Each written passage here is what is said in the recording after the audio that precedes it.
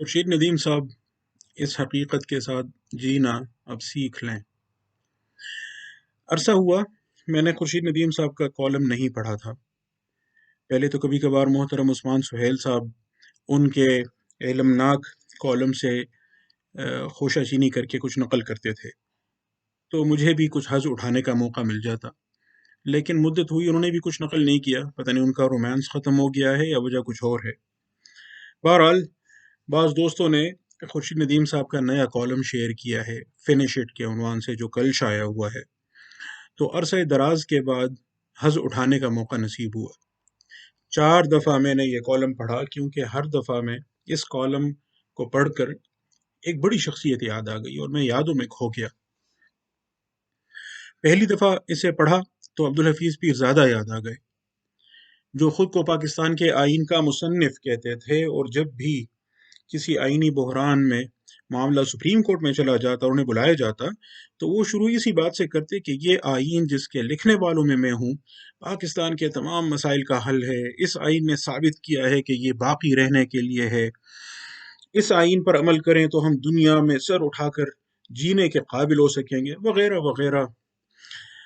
फिर कोई 3 घंटे बोलने के बाद कहते, लेकिन इस वक्त कौम जिन मसाइल से नबरदाज़मा है और मुल्क जिस नाजुक दौर से गुजर रहा है, हमें सोचना ये चाहिए कि कैसे हम इस सूरत हाल पर काबू पा लें, ताकि फिर हम इस आइन पर जी जान से अमल कर सकें।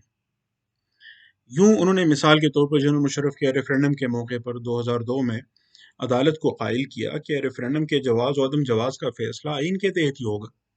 लेकिन आज नहीं, बल्कि उस वक्त जब इसका मौका आ जाए। इस वक्त तो हमें गैर मामूली बहरान का शिकार हैं, इसलिए आप रेफरेंडम की आईनी हैसियत पर अभी फैसला ना दें, हालात ठीक हो जाने दें, फिर इस सवाल का जवाब मुनासिब वक्त पर मुनासिब फोरम पर दे दिया जाएगा। और आखिर में फिर वही बात, ये आइन जिसका मैं मुसन्निफ हूँ, वगैरह वगैरह। उन्होंने अदालत को कायल कर लिया, बल्कि यूं कहें अदालत भी कायल होने के लिए ही बैठी थी। खुर्शीद साहब का कॉलम जब मैंने दूसरी दफ़ा पढ़ा तो मुझे मरहूम जनरल ज़ियाउल हक याद आ गए, जिनका कहना था कि वो तो सिर्फ 3 महीनों के लिए आए हैं ताकि हालात काबू में आ जाएं, तो उसके बाद कौम जाने और उसके नुमाइंदे। फौज कोई हमेशा रहने के लिए तो आई नहीं है।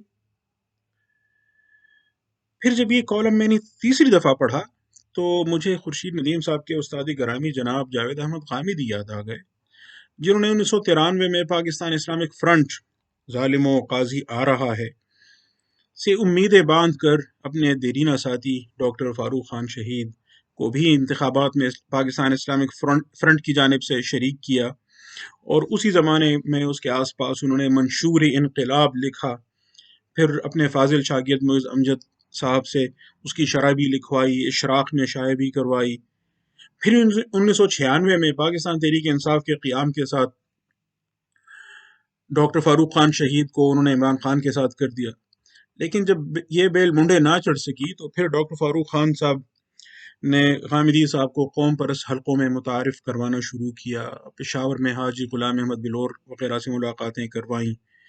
शायद उनको सेनेट का टिकट भी मिल जाता, लेकिन जनरल मुशर्रफ ने टेक ओवर करके इस ख्वाब को भी चकनाचूर कर दिया। तब गामिदी साहब के साथ ही हमें बताते थे कि जनरल मुशर्रफ के टेक ओवर की रात गामिदी साहब इतने परेशान थे कि उन्होंने कहा कि अब ये मुल्क रहने के काबिल नहीं रहा, हर वक्त बस फौज ही फौज, यहाँ जमहूरियत नहीं है, वगैरह वगैरह। खैर, कुछ ही अरसे बाद 9/11 हो गया और गामिदी साहब इस्टेब्लिशमेंट के शेखुल इस्लाम बन गए। फिर वो और ज़ाहिर बाद में खुर्शीद नदीम साहब भी इस्लामी नज़रियाती कौंसिल के रुकन बने। जमहूरियत गई भाड़ में और रावी चैनी चैन लिखने लगा। बाद में गामिदी साहब मुशर्रफ अमरीका हो गए और मुशर्रफ का इख्तियार भी खत्म हो गया। तो उसके कुछ अरसे बाद गामिदी साहब का क्लिप सामने आया, बड़ा मशहूर जो हुआ है ना, वो बंदूकों वालों के खिलाफ और जमहूरियत के हक में, जिसमें उन्होंने नसरी शायरी की है। ये 2 अशरों का सफ़र खुर्शीद नदीम साहब के इस कॉलम ने याद दिलाया।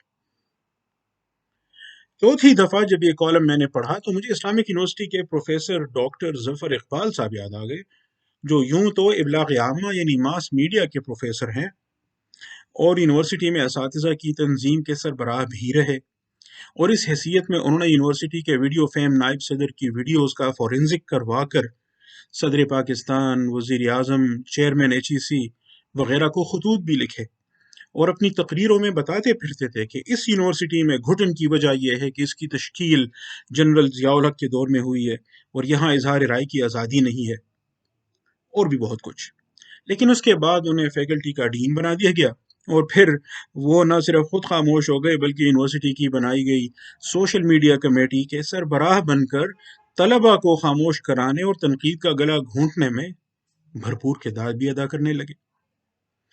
بہرحال خورشید صاحب کو داد تو دینی پڑے گی کہ انہوں نے مسائل کی نشاندہی بھی درست کی ہے، تشخیص بالکل درست کی ہے، اور اس کا علاج بھی بہت صحیح تجویز کیا ہے۔ مسائل کیا ہیں؟ بنیادی طور پر تو ایک ہی مسئلہ ہے کہ ایک بندہ قابو میں نہیں آ رہا، اور اس کی وجہ سے نوجوان نسل بھی قابو میں نہیں آ رہی۔ اسے قابو میں لانے کے لیے توشہ خانے کی رائے کا پہاڑ بھی بنانے کی کوشش کی گئی، آڈیو لیکس بھی آ گئیں، دہشت گردی اور توہین عدالت کے مقدمے بھی قائم کیے گئے، لیکن ان مقدمات کے غباروں سے بھی فوراً ہی ہوا نکل گئی۔ پھر ایک کیا دو جرنیل بھی پریس کانفرنس میں آ گئے، لیکن بات وہیں کی وہی ہے۔ اس لیے حل خورشید ندیم صاحب نے یہ تجویز کیا ہے کہ عدالت یہ قرار دے، سپریم کورٹ یہ قرار دے کہ لانگ مارچ کے ذریعے حکومت کو ختم نہیں کیا جا سکے گا۔ بھائی اس کو قرار دینے کے لیے سپریم کورٹ کو فیصلے کی کیا ضرورت ہے؟ بہرحال، اور اگر یہ نہیں تو پھر بہت ہی خوبصورت انہوں نے مطالبہ کیا ہے کہ بس پھر مارشل لا ہی لگا دیا جائے اور اسے بھی عدالت سے سند دلوائی جائے۔ کیا خوب فرمایا ہے ماشاءاللہ۔ نہ صرف یہ بلکہ آگے بڑھ کر وہ یہ بھی فرماتے ہیں کہ الیکٹرانک میڈیا کو بھی کنٹرول میں لانے کی کوشش کی جائے، اور سب سے بڑھ کر یہ ہے کہ سوشل میڈیا کی تطہیر کی جائے، تطہیر، ایران اور چین کی طرح تطہیر کی جائے۔ کیسی چھوٹی چھوٹی خواہشیں ہیں نا، پتہ نہیں کیوں پوری نہیں ہو رہی۔ اچھا، مزے کی بات یہ ہے کہ اس سارے جبر و اکراہ کے باوجود بھی جمہوریت کے سب سے بڑے داعی خورشید ندیم صاحب خود ہی رہیں گے۔ Hafeez Pirzada, general Zia, general Musharraf, professor Zafar Iqbal ویسے ہی تو نہیں یاد آئے مجھے۔ اب سوال یہ ہے کہ اگر خورشید ندیم صاحب نے مسائل کی تشخیص بھی درست کی ہے اور ان کا علاج بھی صحیح تجویز کیا ہے، تو پھر مسئلہ کیا ہے؟ مسئلہ بس چھوٹا سا ہے، وہ یہ کہ خورشید ندیم صاحب کے پاس ٹائم مشین نہیں ہے جس میں بیٹھ کر وہ واپس 80 یا 90 کی دہائی میں چلے جائیں، جہاں ان تجاویز پر عمل ممکن تھا۔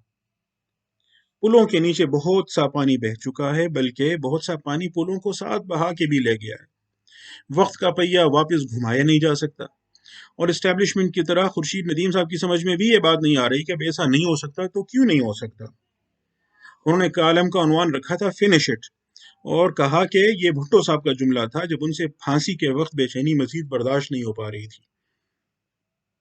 اس عنوان سے ہی خورشید صاحب کی اس شدید ترین تلملاہٹ کا اندازہ لگایا جا سکتا ہے جس میں وہ بدقسمتی سے مبتلا ہیں۔ مجھے ان سے بہت ہمدردی ہے، لیکن میں ان کی مدد سے قاصر ہوں۔ البتہ یہ برادرانہ مشورہ عاجزی کے ساتھ دے سکتا ہوں کہ جب آپ کسی حقیقت کو تبدیل نہیں کر سکتے تو اس کے ساتھ جینا سیکھ لیں۔ If you can't change a reality, learn to live with it. بہت شکریہ۔